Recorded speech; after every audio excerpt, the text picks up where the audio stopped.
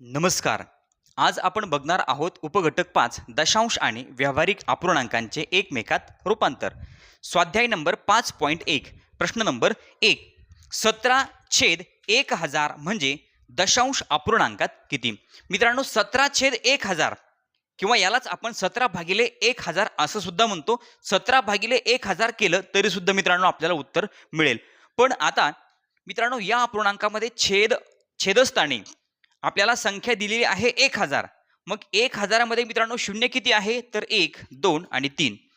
मग ज्या वेळेला आपल्याला छेदस्थानी 10, 100, 1000, 10,000, 1,00,000 या पटीतील संख्या दिलेल्या असतात त्यावेळेला मित्रांनो छेदस्थानी किती शून्य आहे ते शून्य मोजायचे. मग आता मित्रांनो शून्य आहे 3, अंशस्थानी आहे 17. तर मित्रांनो सुरुवातीला 17 लिहून घ्या. आपल्या उत्तरामध्ये दशांश चिन्हानंतर मित्रांनो 3 घरं यायला पाहिजे. बघा 3 शून्य आहे, छेदस्थानी 3 शून्य आहे म्हणून आपल्या उत्तरामध्ये दशांश चिन्हानंतर 3 घरं यायला पाहिजे. मित्रांनो 17 मध्ये बघा एक घर, हे दुसरं घर, त्यानंतर हे तिसरं घर, त्यानंतर दशांश चिन्ह आणि मित्रांनो या ठिकाणी शून्य. मग आता या ठिकाणी काहीच नाही म्हणजे मित्रांनो येणार शून्य. म्हणजे आपल्याला उत्तर मिळेल 0 दशांश चिन्ह 017. मित्रांनो 1000 मध्ये 3 शून्य आहे म्हणून दशांश चिन्हानंतर 3 घरं यायला पाहिजे. अंशस्थानी आहे 17. 17 लिहून घ्या. एक घर, 2 घर आणि 3 घर. मित्रांनो तिसऱ्या घराला काहीच नाही म्हणजे त्या ठिकाणी शून्य आणि मग अगोदर दशांश चिन्ह आणि त्या अगोदर शून्य म्हणजे आपल्याला उत्तर मिळालं 0 दशांश चिन्ह 017. पहिल्या प्रश्नाचं उत्तर पर्याय क्रमांक बी. प्रश्न नंबर 2. 1.5/8 च्या बरोबरीची दशांशातील संख्या कोणती? तर मित्रांनो बघा आपल्याला दिलेला आहे पूर्णांकयुक्त अपूर्णांक 1.5/8. यावरून आपल्याला या अपूर्णांकाच्या या पूर्णांकयुक्त अपूर्णांकाच्या बरोबरीची दशांश चिन्हाचा वापर केलेली संख्या आपल्याला ओळखायची आहे.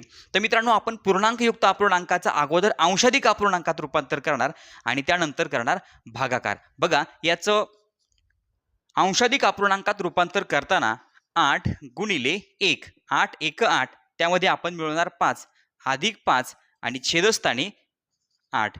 मग मित्रांनो बघा 8 1 8, 8 आणि 5 13 म्हणजे 13/8. 13/8 किंवा 13/8. मित्रांनो आपल्याला करायचा हा भागाकार.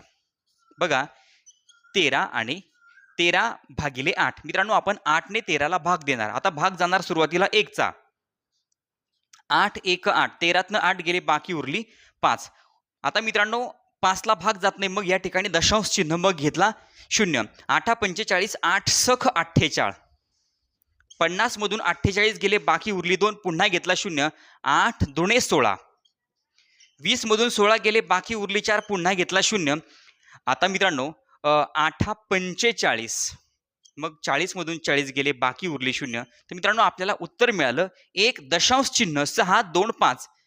म्हणजे दुसऱ्या प्रश्नाचं उत्तर पर्याय क्रमांक डी 1 दशांश चिन्ह 625. प्रश्न नंबर 3. 0 दशांश चिन्ह 0725 या संख्येला सोप्या अंश रूपात लिहिल्यास प्राप्त होईल. मित्रांनो ही संख्या आपल्याला अंश रूपात लिहायची आहे. त्यासाठी आपल्याला पर्यायांचा वापर करायचा. पर्याय क्रमांक 1 आहे 29/4000. म्हणजे मित्रांनो 29/4000. आता 4000 ने आपण 29 या संख्येला भाग देणार. आपलं उत्तर जर 0 दशांश चिन्ह 0725 आलं तर पर्याय क्रमांक ए बरोबर. बघूयात 29 भागिले मित्रांनो 4000. बघा आता 4000 ने 29 ला भाग द्यायला गेलो तर भाग जात नाही. मग शून्याचा भाग दिला बाकी उरली 29. आता मित्रांनो 4000 ने 29 ला भाग जात नाही मग या ठिकाणी दशांश चिन्ह आणि मग घेतला 0. झाले 290. मित्रांनो पुन्हा भाग जात नाही मग पुन्हा शून्याचा भाग दिला. बाकी उरली मित्रांनो 290. आता मित्रांनो पुन्हा घेतला 0. आता झाले 2900. भाग जातोय का? नाही जात. मग मित्रांनो पुन्हा शून्याचा भाग दिला. बाकी उरली 2900. मग मित्रांनो 4000 ने 2900 ला सुद्धा भाग जात नाही म्हणून मित्रांनो पुन्हा 0 घेतला. आता मित्रांनो झाले 29,000. 4 7 28,000. मित्रांनो आता भाग जातो 4 7 28,000. बाकी उरली 1000. आता मित्रांनो 4000 ने 1000ला भाग जात नाही मित्रांनो, घेतला शून्य. आपण दशांश चिन्ह दिलेलं आहे त्यामुळे शून्य घेतला, झाले 10,000. 4 दुणे 8,000. 10,000 मधून 8,000 गेले, बाकी उरली 2,000. तर मित्रांनो पुन्हा घेतला शून्य, झाले 20,000 आणि 4 पंचे 20,000. 20,000 मधून 20,000 गेले मित्रांनो, बाकी उरली शून्य. आपल्याला भागाकार मिळाला शून्य दशांश चिन्ह 00725. मित्रांनो शून्य एकदाच आहे, पर्याय क्रमांक ए चुकीचा. आता पर्याय क्रमांक मित्रांनो बी. पर्याय क्रमांक बी मध्ये आहे 29/400. 29 भागिले 400. मित्रांनो 29 या संख्येला आपण 400 ने भाग देणार. बघूयात आता 400ला जर आपण 400 ने जर मित्रांनो 29ला भाग द्यायला गेलो तर भाग जात नाही, मग शून्याचा भाग दिला, बाकी उरली 29. मित्रांनो दशांश चिन्ह दिलं, या ठिकाणी घेतला शून्य, झाले 290. पुन्हा भाग जात नाही मित्रांनो, मग शून्याचा भाग दिला, बाकी उरली 290. मित्रांनो आता घेतला शून्य, झाले 2900. 4 7 28 म्हणजे 2800. 2900 मधून 2800 गेले, बाकी उरली मित्रांनो 100. पुन्हा या ठिकाणी शून्य घेतला, झाले 1000. 4 दुणे 400 दुणे 800, बाकी उरली मित्रांनो 200. पुन्हा घेतला शून्य, झाले 2000 आणि 4 पंचे 20 म्हणजे मित्रांनो 2000, बाकी उरली शून्य. आपल्याला मित्रांनो उत्तर मिळालं, भागाकार मिळाला 0.0725. 0.725 0.725 म्हणजे मित्रांनो तिसऱ्या प्रश्नाचं उत्तर आहे पर्याय क्रमांक बी. मित्रांनो पर्याय क्रमांक बी बरोबर आहे, उत्तर आहे पर्याय क्रमांक बी. प्रश्न नंबर 4. 153 गुणिले 500 छेद 25 गुणिले 100 गुणिले 4 ची किंमत दशमान पद्धतीमध्ये आहे. मित्रांनो आपल्याला हा गुणाकार करायचा आहे. हा गुणाकार केल्यानंतर जो अपूर्णांक मिळेल त्या अपूर्णांकाचं दशांश अपूर्णांकात रूपांतर करायचं. मग सुरुवातीला 153 गुणिले 500. तर मित्रांनो 5 ने आपण 153ला गुणणार. बघा 5 ने 153ला गुणणार आणि पुढे 2 शून्य म्हणजे आपल्याला उत्तर मिळेल. बघा 5 त्रिक 15, हातचा आला 1, 5 5 25 आणि हातचा 1 26, हातचे आले 2.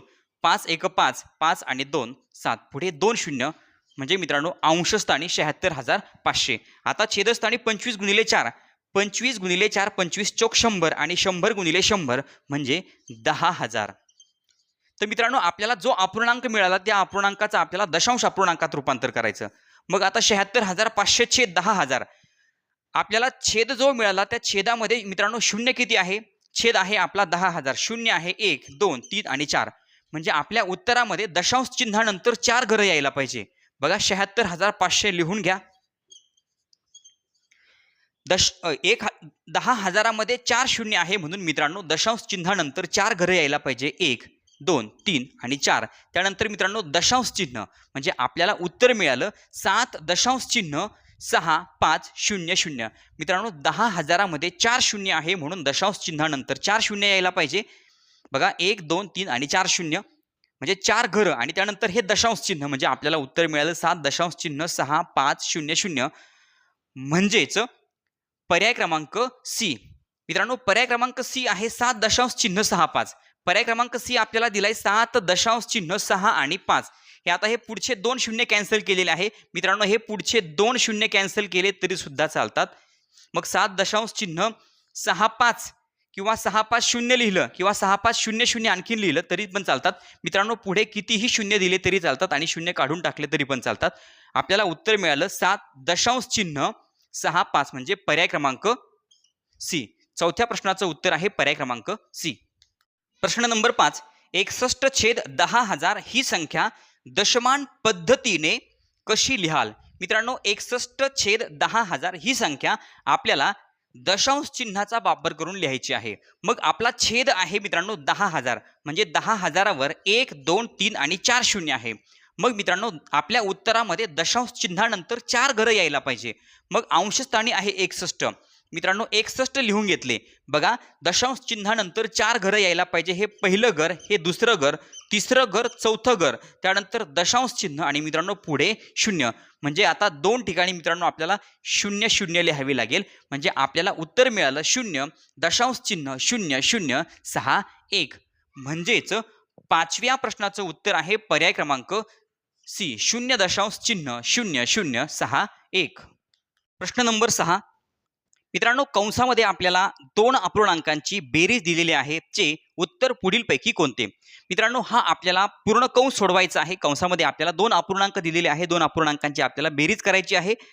मग हे दशांश अपूर्णांक आहे मित्रांनो, या ठिकाणी दशांश चिन्हाचा वापर केलेला आहे.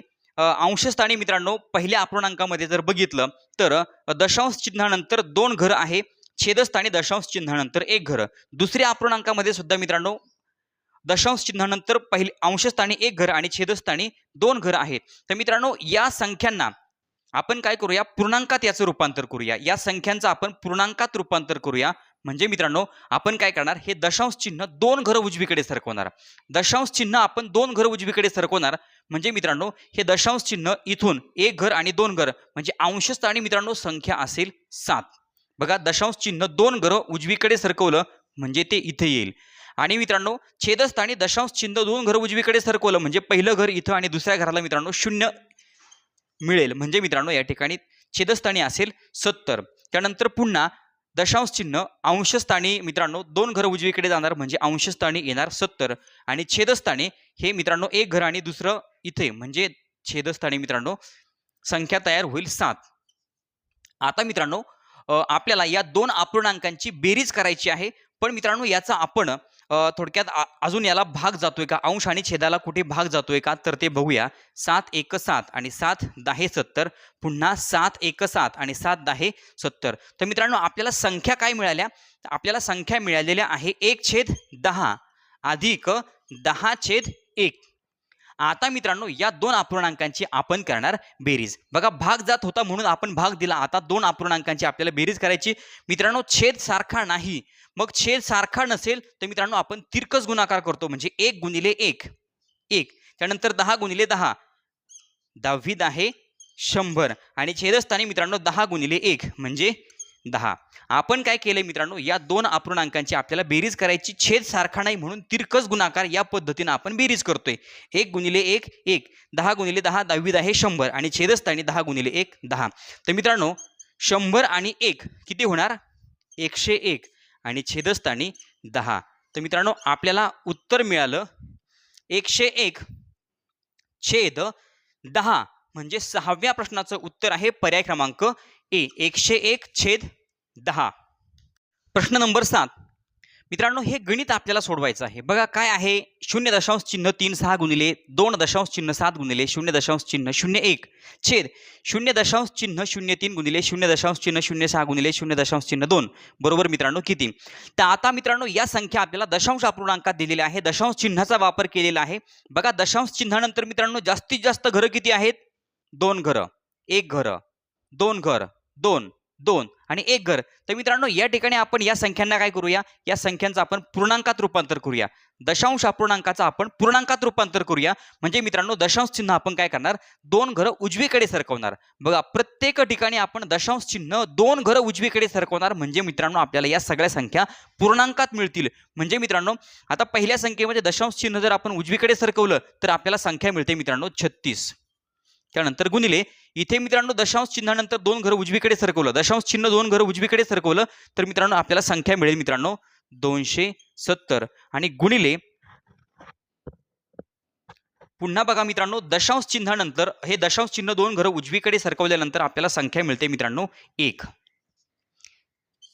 बघा हे पहिलं घर इथे आणि दुसरं घर इथे म्हणजे 1 संख्या मिळते. आता छेदस्थानी मित्रांनो पहिली संख्या मिळेल आपल्याला 3 गुणिले 6 गुणिले 20. मित्रांनो आपण काय केले या सगळ्या संख्या पूर्णांकात याचं रूपांतर केलं म्हणजे आता हे दशांश चिन्ह मित्रांनो आपण काढून टाकलं. आता आपल्याला गुणाकार करणं मित्रांनो सोपं आहे. सुरुवातीला मित्रांनो आपण 36 गुणिले 270 हा अवघड गुणाकार आहे. म्हणजे थोडक्यात 270 गुणिले 1 270च येणार.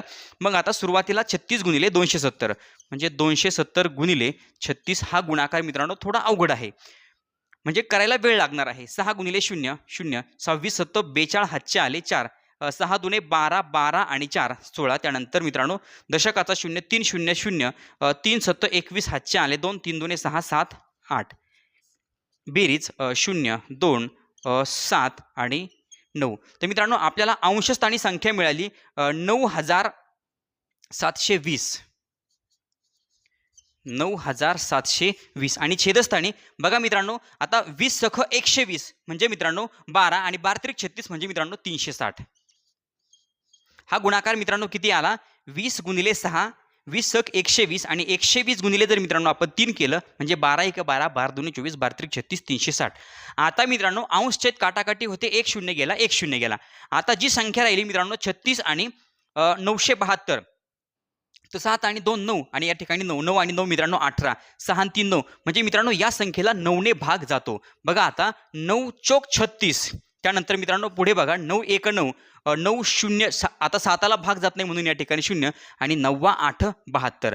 आता मित्रांनो बघा 4 1 4, 4 दुणे 8 बाकी उरली 2 आणि 4 7 28, 27/1 म्हणजे मित्रांनो आपल्याला उत्तर मिळालं 27. व्यवस्थित बघा, आपल्याला उत्तर 27 मिळालं म्हणजे 7व्या प्रश्नाचं उत्तर पर्याय क्रमांक ए 27. विद्यार्थी मित्रांनो या ठिकाणी स्वाध्याय 5.1 संपला. यानंतर पुढचा स्वाध्याय आपण पुढच्या व्हिडिओमध्ये बघणार आहोत. चॅनलवर नवीन असाल तर चॅनल सबस्क्राईब करा, व्हिडिओ आवडला तर लाईक करा, कमेंट करून कळवा आणि आपल्या मित्रांना व्हिडिओ शेअर करायला विसरू नका. धन्यवाद.